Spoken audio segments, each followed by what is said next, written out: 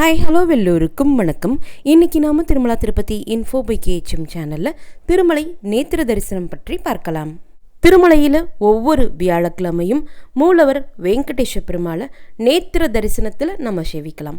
வியாழக்கிழமை அல்லாது மற்ற நாட்களில் எல்லாம் மூலவர் வெங்கடேஸ்வர பெருமாளை நிறைய மலர் மாலைகள் உடனும் நிறைய ஆபரணங்கள் உடனும் விலை உயர்ந்த கற்கள் பதித்த கிரீடத்தினுடனும் அலங்கார பிரியனா நாம் தரிசனம் பண்ணலாம். ஆனால் வியாழக்கிழமைகளில் நாம் அவரை தரிசனம் பண்ணக்கூடிய சமயத்தில் மலர் மாலைகள் இருக்காது, நிறைய ஆபரணங்கள் இல்லாது மிகவும் குறைந்த ஆபரணத்தோடு நாம் அவரை தரிசனம் பண்ண முடியும். நேத்திரம் என்பது கண்களையும் கண் பார்வையையும் குறிக்கக்கூடியது. நேத்திர தரிசனம் என்பது திருமலை மூலவர் வெங்கடேஸ்வர பெருமாளினுடைய திருக்கண்களையும் அவரினுடைய திருக்கண் பார்வை நம்மீது விழக்கூடிய தரிசனத்தை தான் நேத்திர தரிசனம்னு திருமலையில் குறிப்பிட்றாங்க. வியாழக்கிழமை அல்லாது மற்ற நாட்களில் எல்லாம் பச்சை கற்பூர திருநாமமானது பெரிய அளவில் அவரினுடைய 2 கண்களையும் மறைக்கக்கூடிய அளவில் பெரிதாக சாற்றப்பட்டிருக்கும். அவரினுடைய பச்சை கற்பூர திருநாமமானது அகலமாக பெரிதாக சாற்றப்படக்கூடிய காரணத்தினால அவரினுடைய திருக்கண்கள் பக்தர்களுக்கு சரியாக தெரியாது. ஆனால் வியாழக்கிழமைகளில் இந்த அகலமான பெரிய பச்சை கற்பூர திருநாமமானது அளவு குறைக்கப்பட்டு அவரினுடைய 2 கண்களும் தெரியக்கூடிய வகையில் மிக மெல்லிய திருநாமமாக சாற்றப்படக்கூடிய காரணத்தினால பக்தர்களுக்கு அவரினுடைய திருக்கண்கள் நன்றாக தெரியும். பக்தர்களுக்கு அவரினுடைய திருக்கண்கள் தெரியக்கூடியதுனால அன்றைய தரிசனமானது நேத்திர தரிசனம்னு குறிப்பிட்றாங்க. நேத்திர தரிசனத்தில் பெருமாள் எப்படி இருப்பார் என்பதை தான் நாம் வீடியோவில் பார்த்துட்ருக்கோம். நான் வியாழக்கிழமைகளில் பெருமாளை திருமலைக்கு போய் தரிசனம் பண்ணிட்டு வந்து என்னுடைய தரிசன அனுபவத்தை வீடியோவில் ஷேர் பண்ணக்கூடிய சமயத்தில் சில ஃபாலோவர்ஸ் நேத்திர தரிசனத்திற்கு தனியாக தரிசன கட்டணம் பே பண்ணணுமா, நேத்திர தரிசனம் என்பது ஆர்ஜித சேவாவா, அதற்கு லக்கி டிப்பில் செலக்ட் ஆகணுமா என்னெல்லாம் சில பேர் கேட்கிறீங்க. நேத்திர தரிசனம் பற்றி நிறைய பேருக்கு தெரிந்திருக்கும். திருமலைக்கு தொடர்ந்து போகக்கூடியவர்களுக்கும் இது நன்றாக தெரிஞ்சிருக்கும். தெரியாதவங்களுக்காக இந்த வீடியோ நான் இப்போ ஷேர் பண்ணுறேன். வியாழக்கிழமைகளில் பெருமாளினுடைய நேத்திர தரிசனத்திலே 2 அலங்காரத்தில் நாம் அவரை தரிசனம் பண்ணலாம். காலையில் ஒரு அலங்காரத்துடனும் மாலையில் ஒரு அலங்காரத்தினுடனும் நாம் பார்க்கலாம்.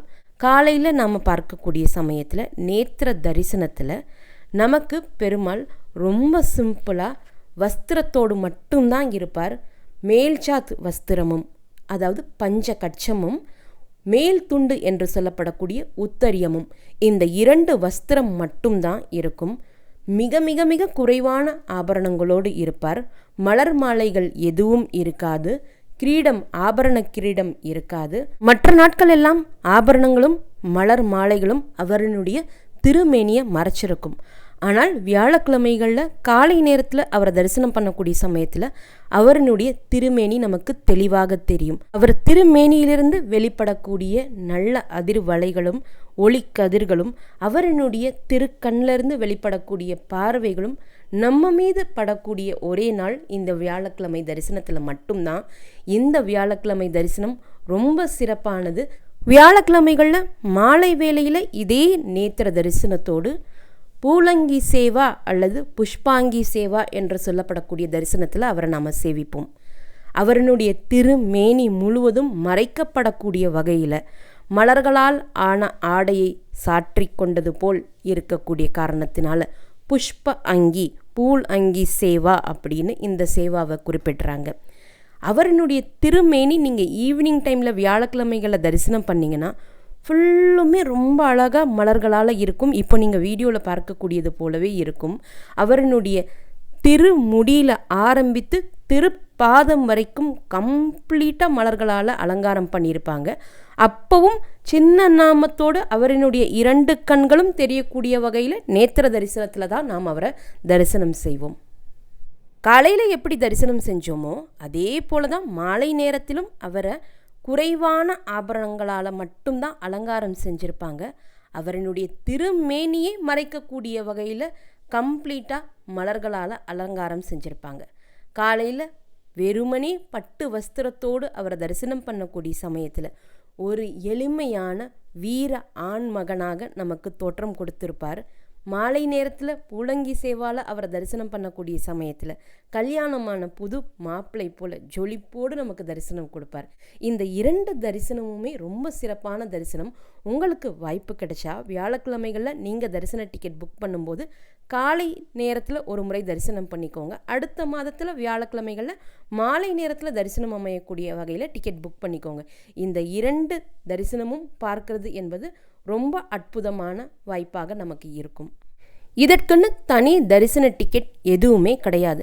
வியாழக்கிழமைகளில் நீங்கள் எந்த தரிசன டிக்கெட் புக் பண்ணாலும் பெருமாளை காலை நேரத்தில் உங்களுடைய தரிசனம் அமையுதுன்னா பட்டு வஸ்திரங்களோடு நேத்திர தரிசனத்தோடு பார்க்கலாம்.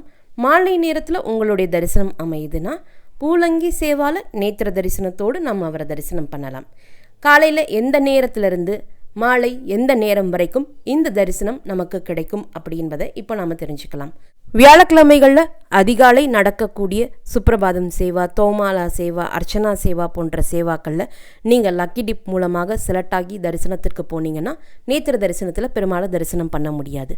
அதே போல் அதிகாலை அங்க பிரதட்சண தரிசனத்திற்காக நீங்கள் போகக்கூடிய சமயத்திலையும் அவரை நேத்திர தரிசனத்தில் பார்க்க முடியாது. வியாழக்கிழமைகளில் காலை 7 மணி வரைக்கும் நீங்கள் எந்த தரிசனத்திற்காக பெருமாளை சேவிக்கிறதுக்காக கோவிலுக்குள்ளே போனாலும் வியாழக்கிழமைகளில் காலை 7 மணி வரைக்கும் அவரை நாம் நேத்திர தரிசனத்தில் பார்க்க முடியாது.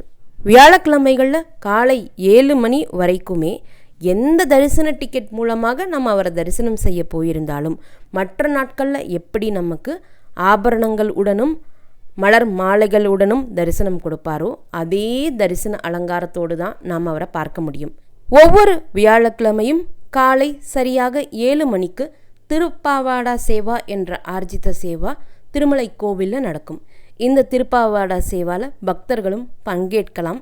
இதற்கு ஆஃப்லைனில் நடக்கக்கூடிய லக்கி டிப்பில் நம்ம பார்ட்டிசிபேட் பண்ணி செலக்ட் ஆகியிருந்தோம்னா வியாழக்கிழமை காலை 7 மணி தொடங்கி காலை 8:30 மணி வரைக்கும் நடக்கக்கூடிய இந்த திருப்பாவாடா சேவாவில் நாம் பங்கேற்கலாம். இந்த திருப்பாவாடா சேவா சமயத்தில் தான் பெருமாளினுடைய ஆபரணங்கள் எல்லாம் களையப்பட்டு அவரினுடைய பெரிய திருநாமமானது அளவு குறைக்கப்பட்டு மெல்லிய திருநாமம் ஆக்கப்படும். இப்போ மெல்லிய திருநாமம் ஆன பிறகு அவரினுடைய கண்களில் இருந்து வரக்கூடிய பார்வையானது மிக சக்தி வாய்ந்த பார்வையாக இருக்குமாம். அந்த பார்வை ஒளிய பக்தர்களால் தாங்கிக்க முடியாதாம்.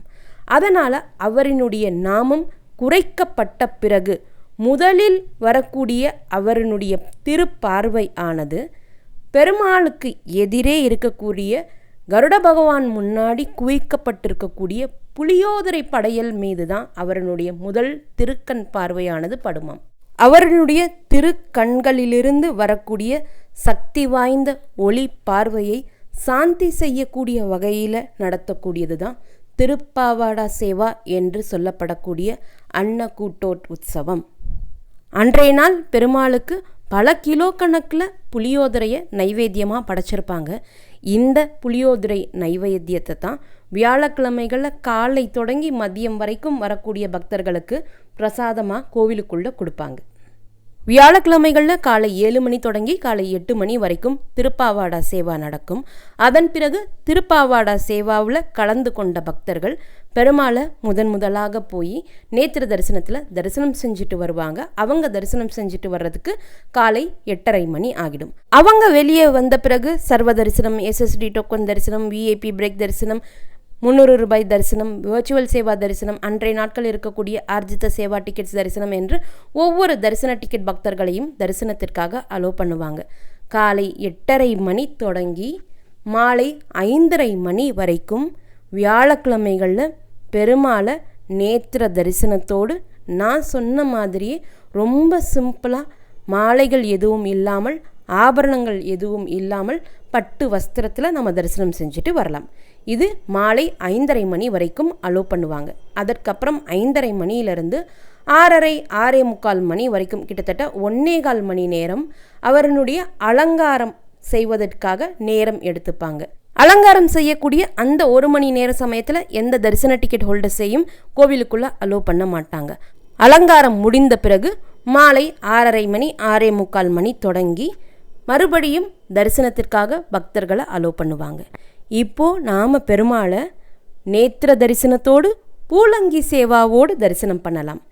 இந்த நேத்திர தரிசனமும் பூலங்கி தரிசனமும் நைட் நம்ம தரிசனத்திற்காக எத்தனை மணி நேரம் வரைக்கும் கோவிலுக்கு அலோவ் பண்ணுறாங்களோ அத்தனை மணி நேரமுமே நம்ம இந்த தரிசனத்தில் அவரை தரிசனம் செய்யலாம். நைட் ஏகாந்த சேவா வரைக்கும் இதே தரிசனத்தில் தான் அவர் நமக்கு காட்சி கொடுப்பார்.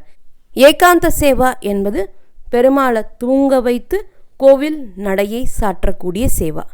ஏகாந்த சேவா ஆரம்பிக்கும் பொழுது அன்றைய நாள் நைட் கோவில் 1 மணிக்கு நடை சாற்றினாலும் 2 மணிக்கு நடை சாற்றினாலும் 12 மணிக்கு நடை சாற்றினாலும் எந்த நேரத்தில் நடை சாத்துறாங்களோ அப்போ ஏகாந்த சேவா ஆரம்பிக்கக்கூடிய சமயத்தில் அவரினுடைய மலர் மாலைகள் எல்லாமே மறுபடியும் களைஞ்சிருவாங்க. ரொம்ப சிம்பிளாக துளசி மாலையுடன் தான் இருப்பார். 2 தாயார்களுக்கும் அவரினுடைய மார்பில் இருக்கக்கூடிய தாயார்களுக்கு சின்ன மலர் மாலை சாற்றி இருப்பாங்க. அப்பவும் மெல்லிய நாமத்தோடு நேத்திர தரிசனத்தில் தான் இருப்பார். இந்த மெல்லிய திருநாமம் ஆனது வெள்ளிக்கிழமை காலை சுப்பிரபாதம் சேவா நடக்கக்கூடிய நேரம் வரைக்குமே இதே மாதிரி தான் இருக்கும். வெள்ளிக்கிழமை அதிகாலை சுப்பிரபாதம் சேவா அட்டன் பண்ணக்கூடியவங்களும் பெருமாளை இந்த மெல்லிய திருநாமத்தோடு நேத்திர தரிசனத்தில் தரிசனம் செய்யலாம். வெள்ளிக்கிழமைகளில் அங்க பிரதட்சணம் இருக்காது. ஒவ்வொரு வெள்ளிக்கிழமையும் மூலவர் வெங்கடேஷ பெருமாளுக்கு அபிஷேகம் இருக்கும். சுப்பிரபாதம் சேவா முடிந்த பிறகு அபிஷேகம் ஆரம்பிக்கும். அபிஷேகம் முடிந்த பிறகு மறுபடியும் அஸ் யூஷுவல் எப்பவும் போல நிறைய மலர் அலங்காரத்துடனும் ஆபரண அலங்காரத்துடனும் நமக்கு தரிசனம் கொடுக்க ஆரம்பிச்சிருவார். அதற்கப்புறம் அடுத்த வியாழக்கிழமையில தான் நம்ம அவரை நேத்திர தரிசனத்தில் பார்க்க முடியும். இப்போ எல்லாருக்குமே நேத்திர தரிசனம் பற்றி தெளிவாக தெரிஞ்சிருக்கும். நேத்திர தரிசனத்திற்கென்று தனி தரிசன டிக்கெட் எதுவுமே கிடையாது. நான் குறிப்பிட்டது போல வியாழக்கிழமைகளில் நம்ம எந்த தரிசன டிக்கெட் புக் செஞ்சிருந்தாலும் 300 ரூபாய் தரிசன டிக்கெட், சீனியர் சிட்டிசன் தரிசன டிக்கெட், இன்ஃபேன் தரிசனம் அல்லது சர்வ தரிசனம், எஸ்எஸ்டி டோக்கன் தரிசனம், ஆர்ஜித சேவா தரிசனம் என்று எந்த தரிசனம் மூலமாக வியாழக்கிழமைகளில் நாம் தரிசனம் செய்ய போனாலும் பெருமாளை நேத்திர தரிசனத்தில் அவரை தரிசனம் பண்ண முடியும். நேத்திர தரிசனம் என்பது அவரினுடைய திருக்கண்களையும் திருக்கண் பார்வையும் தரிசிக்கக்கூடியதை தான் நேத்திர தரிசனம்னு குறிப்பிட்டோம். இந்த நேத்திர தரிசனத்தில் இதுவரை நீங்கள் பெருமாளை தரிசனம் செஞ்சதில்லைன்னா மறக்காமல் ஒரு முறை வியாழக்கிழமை தரிசன டிக்கெட் புக் செஞ்சுட்டு அவரை தரிசனம் பண்ணிட்டு வாங்க. ரொம்ப சிறப்பான தரிசனமும் மிக வித்தியாசமான தரிசன அனுபவமும் உங்களுக்கு நிச்சயமாக அன்றைய நாள் கிடைக்கும். இந்த தகவல்கள் எல்லாமே உங்களுக்கு பயனுள்ளதாக இருந்திருக்கும்னு நம்புகிறேன். இந்த வீடியோவை நீங்கள் பார்க்குறது மட்டும் இல்லாமல் உங்களுடைய ஃப்ரெண்ட்ஸ் அண்ட் ஃபேமிலி மெம்பர்ஸ் கூட ஷேர் பண்ணும்போது அவங்களுக்குமே ரொம்ப யூஸ்ஃபுல்லாக இருக்கும். நீங்களும் இதுவரை எங்களுடைய சேனலை சப்ஸ்கிரைப் பண்ணதில்லைன்னா மறக்காமல் இப்போது சப்ஸ்கிரைப் பண்ணிக்கோங்க. மீண்டும் ஒரு நல்ல காணொளியில் உங்களை சந்திக்கும் வரை நன்றி, வணக்கம்.